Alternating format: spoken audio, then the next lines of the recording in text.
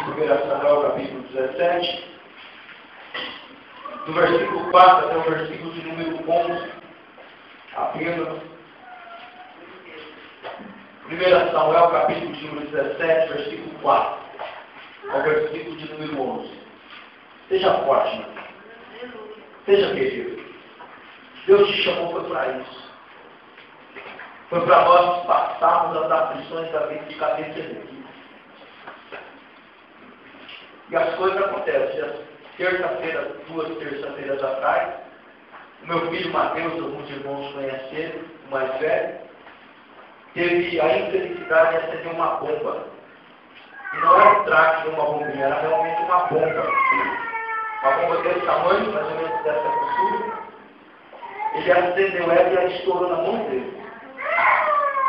Só não perdeu os dedos, ou a mão, e não ficou cego numa vista, porque Deus teve misericórdia dele. Tragédias acontecem. Coisas ruins acontecem.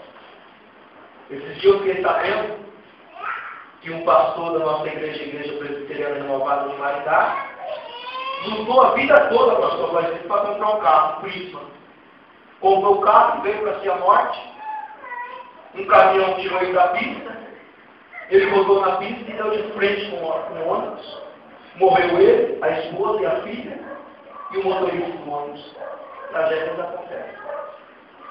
Nós nunca estamos preparados para isso. Nunca. Mas devemos pensar nisso com carinho. Como é que nós reagiríamos se fosse nós? Como é? Amém? Mas vamos deixar as coisas tristes, vamos ver coisa boa, porque a palavra do Senhor tem coisa boa para nós nessa noite. Amém? Versículo 4, 1 Samuel, no capítulo 17, Deus diz: então saiu do arraial dos filisteus um homem guerreiro, cujo nome era Golias, de Gate, que tinha altura de 6 côvados e um palmo. Trazia na cabeça o capacete de bronze e vestia uma coraça de escama, e era o peso da coraça de 5.000 ciclos de bronze. Ele trazia grebas de bronze por cima de seus pés e um escudo de bronze entre os seus ombros. E a haste da sua lança era como eixo de tecelão, e o ferro da sua lança de 600 ciclos de ferro. Diante dele ia o escudeiro. E parou e clamou às companhias de Israel e disse: para que sairei de ordenar a batalha? Não sou eu filisteu e vós servos de Saul? Escolhei entre vós um homem que desça a mim. Se ele puder pelejar comigo e me ferir, seremos vossos servos. Porém, se eu o vencer e o ferir, então sereis nossos servos, e nos servireis. E disse mais o filisteu: hoje eu desafio as companhias de Israel, dizendo: dai-me um homem para que ambos pelejemos. E ouvindo então Saul e todo Israel estas palavras dos filisteus, espantaram-se e temeram muito. Amém? Pode tomar seu assento em nome de Jesus. Antes eu quero aqui parabenizar os pais, por esse dia tão especial. Eu creio que hoje você comeu um churrasco abençoado com seu filho e tudo foi uma bênção, não é verdade?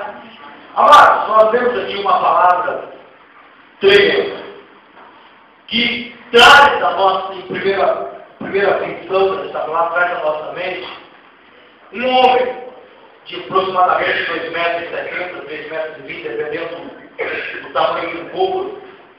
Este homem, ele faz um desafio.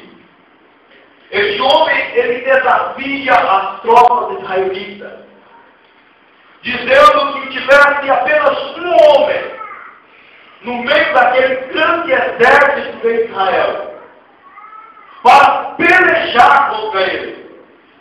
Que não era necessário uma matança, não era necessário um derramamento de sangue, mas que apenas um homem que viesse a pelejar contra ele. E se esse homem o vencesse, então os filisteus seriam servos. Mas se Golias vencesse esse homem, os israelitas seriam servos dos filisteus. Eu quero nos ministrar nesta noite, proporcionado ao tema qual Deus colocou no meu coração: vencendo o desafio do gigante.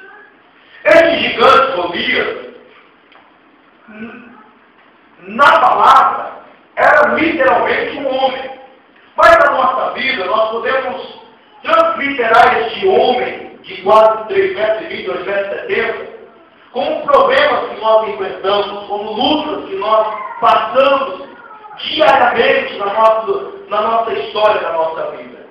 Lutas que nós enfrentamos e que muitas vezes, nós acabamos perdendo algumas batalhas, vencendo algumas, acabamos sendo derrotados de algumas, feridos de outras, mas sempre Deus, Ele nos garante a vitória.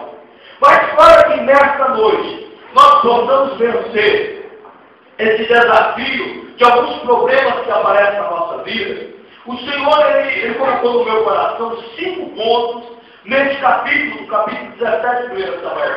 5 pontos que fazem nós pensarmos melhor e termos alguns atributos na nossa vida para que nós possamos assim vencer, possamos lutar, e não apenas lutar, mas principalmente vencer os desafios em que os gigantes muitas vezes colocam contra a nossa vida.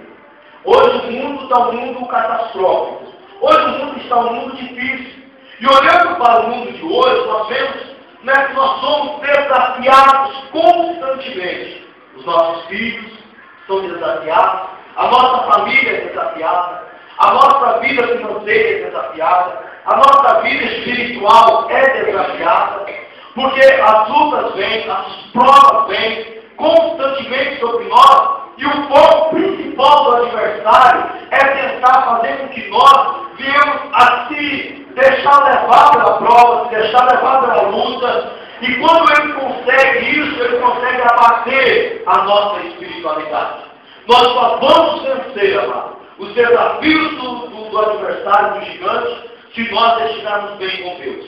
Cutuca o seu irmão do seu lado e diga assim: meu irmão, não, diga com fé, diga com categoria para ele, diga assim: meu irmão, você tem que estar bem com Deus, para você vencer os desafios do gigante. Nós olhamos aqui, e vamos entrar na palavra, nós olhamos e entendemos uma coisa: Saul era o rei de Israel. Só que Saul, ele não estava bem com Deus. Saul, ele estava desviado diante do Senhor.